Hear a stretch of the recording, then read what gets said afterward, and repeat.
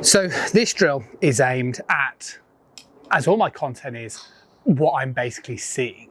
So people that are doing online instruction, face-to-face instruction, general queries in the YouTube comments on the videos that I post. And what I talked about in a recent video is golfers who get, I think, a little bit lost when it comes to rotational motion. And what happens is they kind of end up just kind of rotating like so, right? And then this would sort of trigger over the top motion. But then golfers then sort of think, well, I know it's supposed to feel over the top, especially if I get stuck and flippy. So then they just try and do things like hold on to wrist angles, end up rehearsing positions like this, and it just doesn't work that way. So categorically, the first thing that should happen, and the first thing that we should understand, is what happens in the golf swing is we kind of turn back. The lower body would lead, which would induce a small amount or an amount of separation, which means that the lower body leads the downswing. And then that would help us trigger from the backswing position to the transitional area, right? Which is that early downswing. And then as we go in towards that hit, we know we're supposed to trigger more rotational motion, but we also know that the hit is more of an extension. And that's if I was to hold this lead arm only, it's not this way, it's a extension. We need the extension because that's what gets this shoulder backing out of the way. That helps the club release through with power, right? So that's something that we need to be doing. So how do you go and take your confusion of, oh, I'm supposed to rotate, I'm here and now separation, or it feels like, how do you do it? Well, here's a really simple drill. All you need is a cane, okay? Put the cane across your shoulders and then space out your trail hand, okay?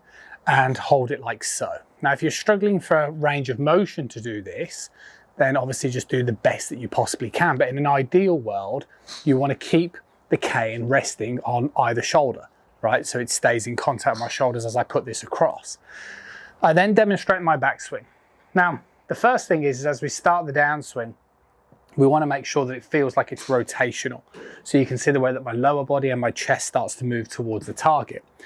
As I start to rotate my lower on my chest, obviously this moves my shoulders and I start to initiate the downswing.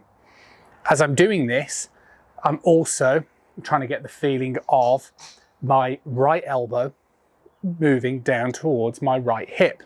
Okay, and this is that sort of early downswing phase.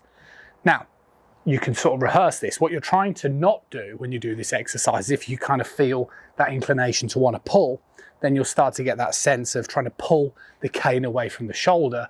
We're not looking for that. We're looking for this type of motion. Now, what I talked about in yesterday's video, in fact, was that's where golfers go wrong.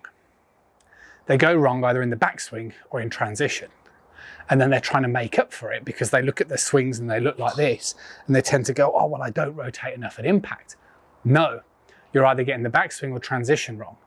And the reason why it's a no is because as I do this exercise and that brings me down, I don't keep rotating because you can see the way the cane would be pointing way above the ball.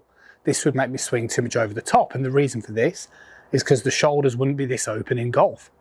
We would be more like so. Okay, so we go down, we trigger that transition. And then what I'm trying to say is as you then start to get yourself feeling like you're coming up, try and do the best that you can to get the cane to point somewhere down towards the ball. Again, with inside your physical capability.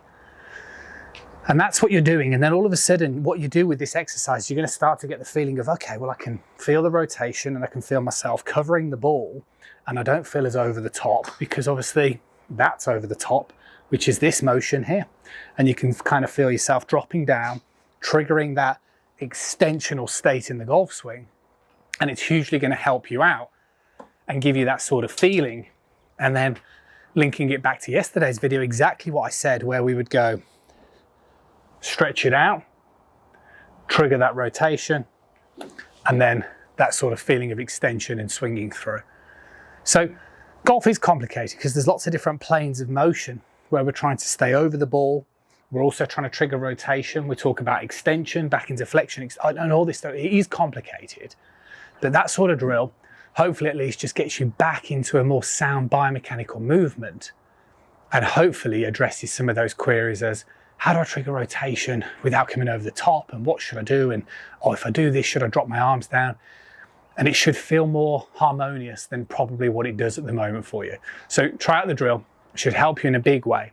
Let me know in the comments once you've tried it out how you got on. I'll catch you with you guys again really soon.